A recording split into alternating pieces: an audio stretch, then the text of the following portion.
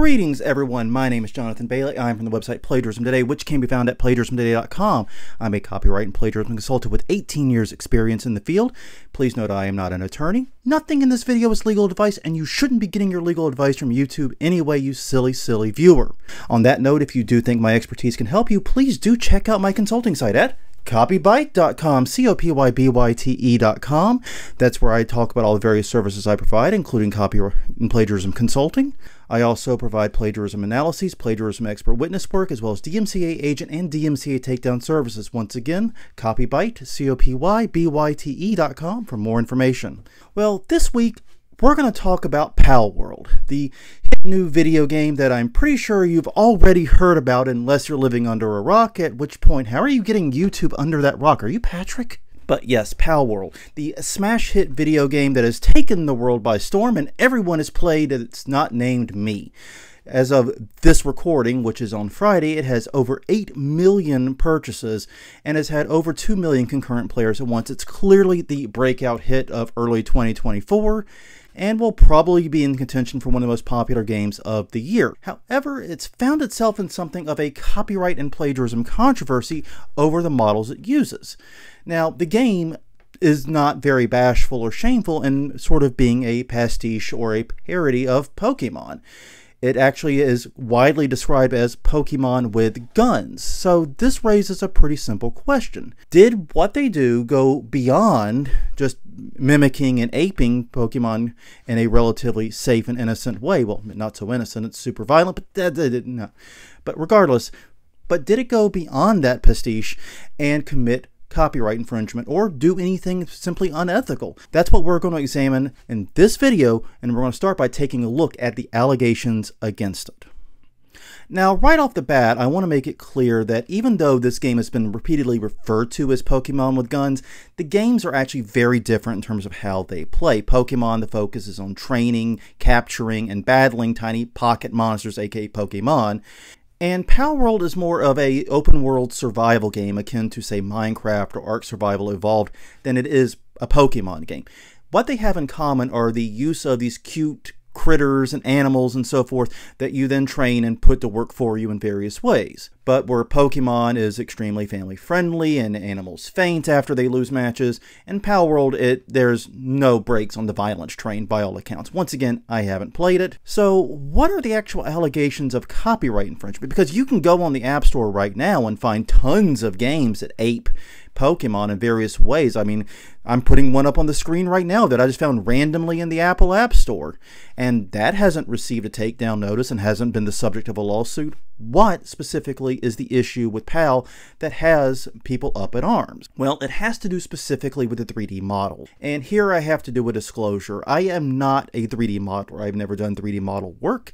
I am not an expert in 3D modeling or animation. I'm going to be relying very heavily on experts who have been posting about this. So see some links in the description if you want more details. Now, the issue with the models apparently isn't so much that the models are allegedly copied. Most people pointed out, and it's quite plain even to me, that these models are not exact duplicates. The wireframes are different, there's a lot of added and taken away elements. Basically, they're not the same models. But that's not really the accusation. The accusation centers more around whether or not the models use the exact same proportion. And basically, whether Pocket Pair or their designer here traced or otherwise based their models on the Pokemon models when creating them. Now, why this is important is explained in a video I'm going to be linking in the description, is because when you're doing 3D modeling, apparently, and once again, not the expert here on this particular area, but when you're doing 3D modeling, having similar proportions or near identical proportions makes it very easy to copy and translate animations from one model to the other, and that can save a great deal of work. So for example, if you have two human models that have the exact same proportions, it's pretty trivial to take an animation for one and move it to the other and have it look pretty good. Meanwhile, if one has longer arms or bigger shoulders or a different back or whatever, taking that animation and doing that can look very rough. And the allegation here is basically that they made the proportions very similar or the same so that they could use the same animations and save a great deal of development time. And I have to admit, when dealing with these allegations, Pocket Pair has not done themselves a whole lot of favor. First, even though there's no indication that this game used AI in any way as part of the development. In fact, it's not labeled as such on Steam. The owner of the company has repeatedly been very rah-rah pro-AI, and they released a game where AI was a core gameplay element. So yeah, they've been very, very strong pro-AI, generative AI, when developing video games, and that's raised a lot of questions about whether these characters were generated using AI. Once again, no evidence of that. It's not labeled as such on Steam, and I frankly don't think that's likely the case, because the other issue is that they've been very open about how they are a new studio, and they are very, very small compared to what you would expect from like a AAA studio. And in fact, they've talked openly about how the main designer of these creatures, these 100 creatures, the person who designed most of them, is a brand new designer still in grad school who's been rejected from, well, they said 100 different game studios and other jobs they've applied for, but regardless, they're still a student. They're very new at this, and they were tasked with a very important job of designing these creatures and making them work. People who were already critical of this game due to concerns over animal abuse and just the similarities to Pokemon in general have kind of latched onto that. So Pocket Pair hasn't done themselves any favors, but honestly, I don't think anything has been decisively proven. I have seen points from experts that are both for and against whether or not this is an infringement. And honestly, I think both sides have convincing arguments here. So I'm very eager to see what happens here. And on that front, we have an update from when I published my article earlier in the week, which is that the Pokemon Company has responded to these issues and has basically said that they are aware of the game and that they are currently investigating. Now, they didn't name Palworld by name. That would be rather stupid of them to do so, but anyone with a pair of working eyes can plainly see they're talking about Palworld. So yeah, they're going to be looking into it, and if we see any kind of action, whether it's a takedown notice or a lawsuit in the coming weeks or months, we'll know what the result of that investigation was. But all this does raise a question. If Palworld did do what they're being accused of doing, what recourse would the Pokemon Company and or Nintendo actually have? Let's take a look at that next. So let's take a moment and assume that Pocket Pair and perhaps this new designer or someone else involved did actually do some degree of copying or some degree of basing their work on Pokemon. What, if anything, could the Pokemon Company and or Nintendo actually do about it? Well, it'd be an uphill battle, I have to be honest, because the first thing they'd have to prove is that something that's protectable by copyright was copied. To be clear, you don't have to prove like direct copying. You don't have to show that this was literally a copy-paste or they just took a file and moved it over or whatever. You don't have to prove that. For example, if you make a painting based upon a photograph, but it's very clear that that painting is based upon the photograph. Look at what happened with Shepard Fairey and the Obama Hope poster. Also look at the recent Warhol ruling. That can be deemed a copyright infringement as well. It's known as a derivative work. You're creating a new work, but it's so clearly based upon the original work that an ordinary observer is able to tell that those two are based upon one another. That is a copyright infringement. The copyright holder has the exclusive right to make derivative works. So therefore, that would be an infringement. Proving that might be difficult in this case, and if there's not a smoking gun somewhere in the files, like I said, with so many other things aping Pokemon and like creating their own Pokemon-like universe, it's going to be a struggle to show that, but they might be able to. However, even if they are able to show that that was copied, then they might have to deal with a fair use defense, because Pocket Pair could conceivably at least have a fair use defense. Like I said, their game is very clearly a pastiche. It's a parody of Pokemon in many ways. Pokemon focuses on being super family-friendly and wholesome. Animals faint when they are defeated. They don't die. There's no real serious bloodshed or violence in Pokemon, where this game goes the very different route. It's very violent. Like I said, Pokemon with guns, and you can do some pretty horrific things with the creatures in this world. So much so, as I mentioned, many people are protesting the game on the grounds that it's promoting animal cruelty.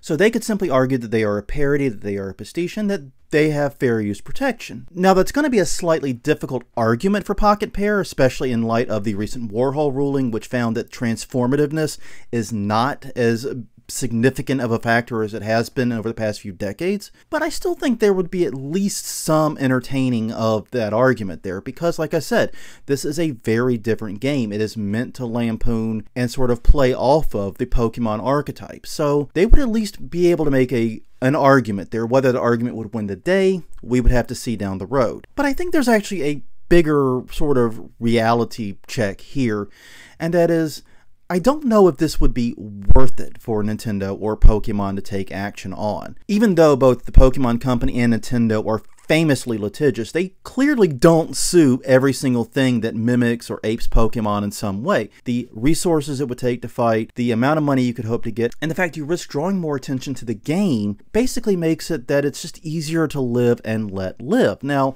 I don't think they really risk drawing more attention to Palworld. Palworld is a huge success, and that's what differentiates it from all those other Pokemon clones, is where the one I just showed you earlier has exactly one review. This, of course, we just discussed, has 8 million downloads at least and 2 million concurrent players.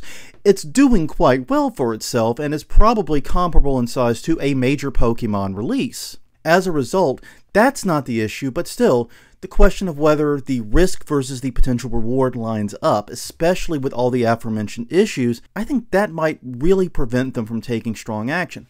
However, once again, these are two very litigious companies. They are not bashful about using legal threats and filing lawsuits on these types of cases, so we'll see what they end up doing. Still, I trust that they are going to investigate this, as they said. They will look into it, and they will decide if there is enough evidence to warrant filing a lawsuit. And that, frankly, is all we can do. We just have to sit and wait and see what, if anything, the Pokemon Company and Nintendo do. So finally, I'll ask, well, myself, the questions, what do I think will happen here, and what do I think did happen?